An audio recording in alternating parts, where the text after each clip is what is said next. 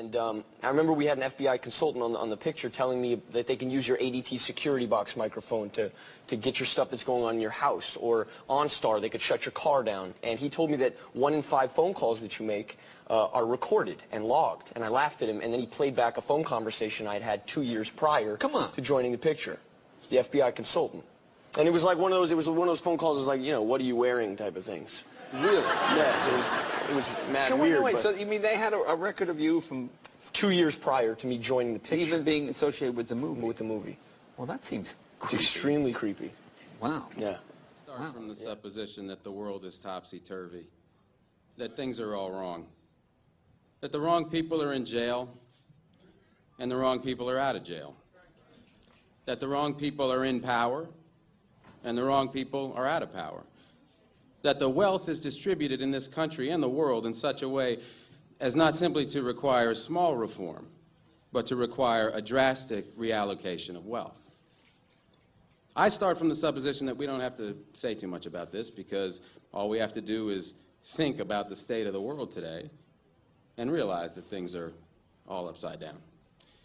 Now, if you don't think, if you just listen to TV and read scholarly things, you actually begin to think that things are not so bad, or that just little things are wrong.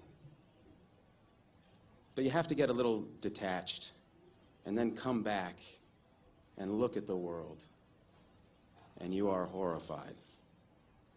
So we have to start from that supposition that things are really topsy-turvy. And our topic is topsy-turvy, civil disobedience. Now, as soon as you say the topic is civil disobedience, you're saying our problem is civil disobedience. That is not our problem. Our problem is civil obedience.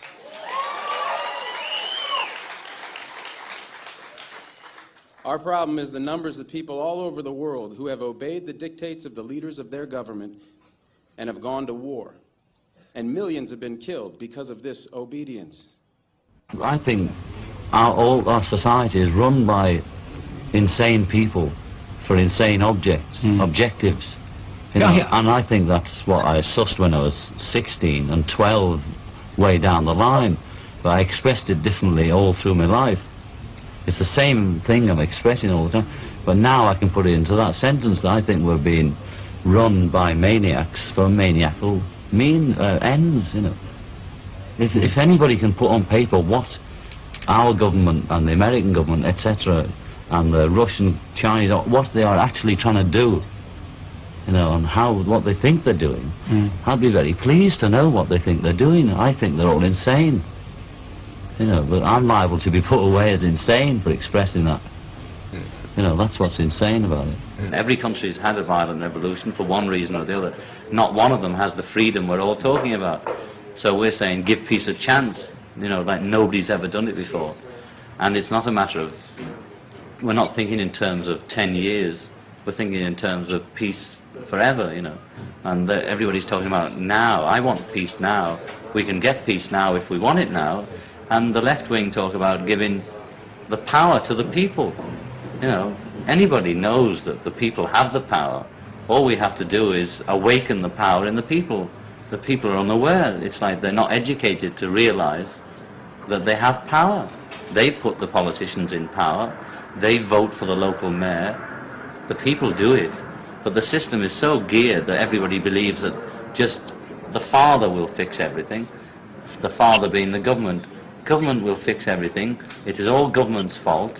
You know, shake a fist at the government. Well, we are the government. The people are the government, and the people have the power, but we must try and make them aware. I'm sorry, but I don't want to be an emperor. That's not my business. I don't want to rule or conquer anyone. I should like to help everyone if possible. Jew, Gentile, black man, white. We all want to help one another. Human beings are like that. We want to live by each other's happiness, not by each other's misery. We don't want to hate and despise one another. In this world there's room for everyone, and the good earth is rich and can provide for everyone. The way of life can be free and beautiful, but we have lost the way. Greed has poisoned men's souls, has barricaded the world with hate, has goose-stepped us into misery and bloodshed. We have developed speed, but we have shut ourselves in. Machinery that gives abundance has left us in want. Our knowledge has made us cynical, our cleverness hard and unkind. We think too much and feel too little. More than machinery, we need humanity. More than cleverness, we need kindness and gentleness. Without these qualities, life will be violent, and all will be lost. The aeroplane and the radio have brought us closer together. The very nature of these inventions cries out for the goodness in men, cries out for universal brotherhood, for the unity of us all. Even now, my voice is reaching millions throughout the world, millions of despairing men, women, and little children, victims of a system that makes men torture and imprison innocent people. To those who can hear me, I say, do not despair. The misery that is now upon us is but the passing of greed, the bitterness of men who fear the way of human progress. The hate of men will pass, and dictators die, and the power they took from the people will return to the people. And so long as men die, liberty will never perish. Soldiers, don't give yourselves to brutes, men who despise you, enslave you, who regiment your lives, tell you what to do, what to think, and what to feel, who drill you, diet you, treat you like cattle, use you as cannon fodder. Don't give yourselves to these unnatural men, machine men with machine minds and machine hearts. You are not machines, you are not cattle, you are men. You have the love of humanity in your hearts. You don't hate, only the unloved hate, the unloved and the unnatural. Soldiers, don't fight for slavery, fight for liberty. In the 17th chapter of St. Luke it is written, the kingdom of God is within man, not one man nor a group of men, but in all men, in you. You, the people, have the power to create machines, the power to create happiness. You, the people, have the power to make this life free and beautiful, to make this life a wonderful adventure. Then in the name of democracy, let us use that power. Let us all unite. Let us fight for a new world, a decent world, that will give men a chance to work, that will give youth a future and old age a security. By the promise of these things, brutes have risen to power, but they lie. They do not fulfill that promise. They never will. Dictators free themselves, but they enslave the people. Now let us fight to fulfill that promise. Let us fight to free the world, to do away with national barriers, to do away with greed, with hate and intolerance. Let us fight for a world of reason, a world where science and progress will lead to all men's happiness. Soldiers, in the name of democracy, let us all unite!